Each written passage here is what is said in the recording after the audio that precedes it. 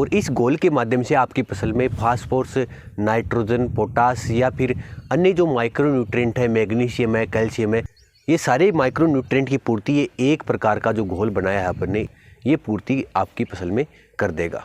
ये पेस्टिसाइड के साथ साथ एक अच्छे पीजीआर की तरह कार्य करता है। नमस्कार साथियों, कैसे हैं आप सब लोग। उम्मीद करता हूँ आप सब बहुत बढ़िया होंगे। मैं या मेरे जैसे जो कृषि साथी हैं, जिन्हें कृषि का ज्ञान है, जो कृषि का ज्ञान रखते हैं, वो किसानों को बताते हैं कि आप अपने खेत के अंदर यूरिया, डीएपी, पोटास या फिर जो कीटनाशियों का या फंगीसाइड का जो केमिकल का इस्तेमाल अपन करते हैं, उनका इस्तेमाल आप कम कीजिए या बिल्कुल भी ना कीजिए। इससे बहुत सारे नुकसान हैं। एक तो भूमि की उर्वरक क्षमता है वो धीरे धीरे कम होती जा रही है। भूमि में जो बेनिफिशियल बैक्टीरिया है, जो लाभदायक जीवाणु है, वो धीरे धीरे कम होते जा रहे हैं। इसी के साथ खेत की जो बायोडाइवर्सिटी है वो धीरे धीरे ख़त्म होती जा रही है। इससे बहुत सारे नुकसान अपने को देखने को मिल रहे हैं। स्वास्थ्य पर नुकसान देखने को मिलता है, भूमि पर अपने को नुकसान देखने को मिलता है। तो इतने सारे नुकसानों के कारण आप इन चीज़ों का इस्तेमाल अपने खेत में ना करें। परंतु किसान के लिए एक बहुत बड़ी समस्या है। अगर इसका इस्तेमाल ना करें तो इसके लिए विकल्प के रूप में किसान क्या इस्तेमाल करें, क्योंकि किसान की जो 6 महीने की जो फसल है वही किसान की पूंजी है, वही किसान की एकमात्र इनकम का सोर्स है, वही एकमात्र जो पैसे कमाने का जो जरिया है वही एकमात्र है। अगर वही किसी कीट के कारण या किसी कीट के आक्रमण के कारण ख़राब हो गया या किसी उर्वरक की कमी के कारण अगर वो ख़राब हो गया तो किसान क्या करे। सबसे बड़ी समस्या ये है। तो इसके लिए आज इसी विषय पर अपन चर्चा करेंगे कि ऐसा कुछ खाद, ऐसा कुछ पेस्टिसाइड, ऐसा कुछ कीटनाशी बनाया जाए जो कि किसान अपनी फसल के अंदर इस्तेमाल करे इन चीज़ों के विकल्प के रूप में, और जो फ़ायदा उन कीटनाशियों से होता है और उसके साथ जो नुकसान होता है वो फ़ायदा भी इनको मिले, और जो नुकसान होता है वो नुकसान भी यहाँ पर देखने को ना मिले। तो आज इसी विषय पर अपन चर्चा करते हैं।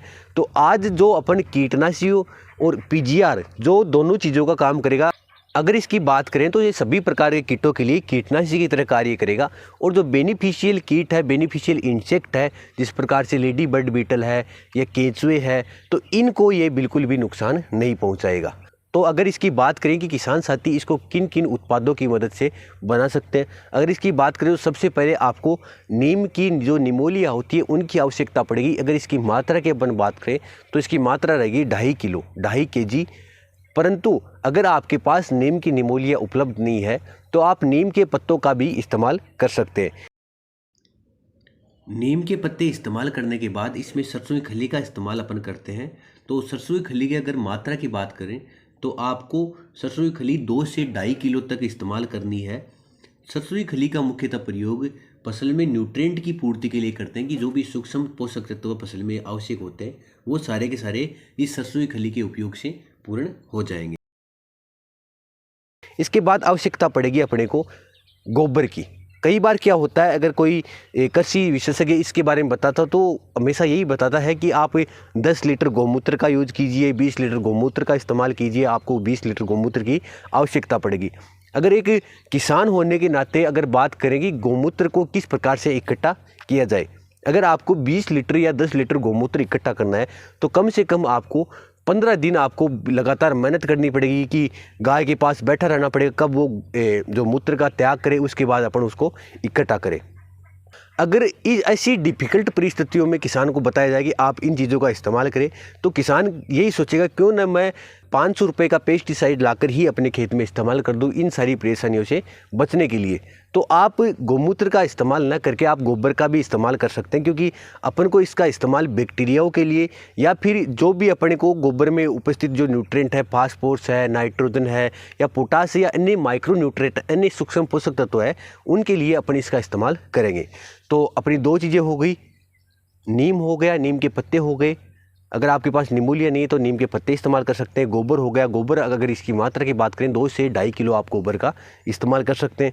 इसी के साथ आपको 2 से 3 किलो गुड़ की आवश्यकता पड़ेगी। गुड़ एक प्रकार से जो बैक्टीरिया होते हैं उनके लिए खाने का जो एक माध्यम है, जो उनकी संख्या को मल्टीप्लाई करने के लिए बहुत ज़्यादा ज़रूरी तत्व है, मान सकते हैं इसको, गुड़ को।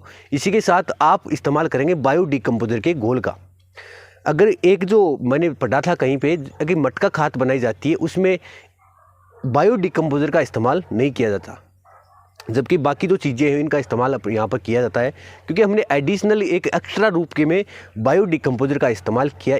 इससे जो चीज़ें हैं वो ज़्यादा जल्दी डिकम्पोज होगी और उनका जो अंदर का रस है, अंदर का न्यूट्रिएंट है, वो जल्दी बाहर निकल के आएंगे और जो घोल बना हुआ है उसके अंदर मिल जाएंगे और उनका लाभ अपन बहुत ज़्यादा जल्दी ले सकते हैं। इन सारी चीज़ों को एक साथ मिलाने के बाद आपको 7 से 8 दिन तक इसको छाया में रखना है और प्रत्येक दिन डंडे की सहायता से आपको अच्छी तरह इसको हिलाना है। अगर इसकी मात्रा की बात करें, कितनी मात्रा में आप इसका स्प्रे कर सकते हैं और कितनी मात्रा में आप इसका इस्तेमाल ड्रिप में कर सकते हैं। अगर इसकी मात्रा की बात करें तो पर टंकी के हिसाब, जो कि आपकी बैटरी वाली टंकी आती है 17 से 18 लीटर की जो टंकी आती है, उसमें आप 40 से 60 ml इस घोल का इस्तेमाल आप कर सकते हैं। इसको घोल का इस्तेमाल करने के लिए आपको इस घोल को अच्छी तरह छानना पड़ेगा और उसी के बाद आपको इसका इस्तेमाल ड्रिप या स्प्रे के माध्यम से करना होगा। ये पेस्टिसाइड के साथ साथ एक अच्छे पीजीआर की तरह कार्य करता है। पीजीआर मतलब प्लांट ग्रोथ रेगुलेटर। अगर आप इसका इस्तेमाल अपनी फसल में करते हैं तो कीटों के नाश के साथ साथ ये आपको एक अच्छी माइक्रो न्यूट्रिएंट की तरह भी कार्य करेगा। आपको एक अलग से अच्छी क्रांति देखने को मिलेगी और इस घोल के माध्यम से आपकी फसल में फास्फोरस, नाइट्रोजन, पोटास या फिर अन्य जो माइक्रो न्यूट्रिएंट है, मैग्नीशियम है, कैल्शियम है, ये सारे माइक्रो न्यूट्रिएंट की पूर्ति ये एक प्रकार का जो घोल बनाया है अपन ने, ये पूर्ति आपकी फसल में कर देगा। अगर आपको वीडियो अच्छा लगा तो वीडियो को लाइक कर सकते हैं और हमारे चैनल को सब्सक्राइब कर सकते हैं। धन्यवाद साथियों।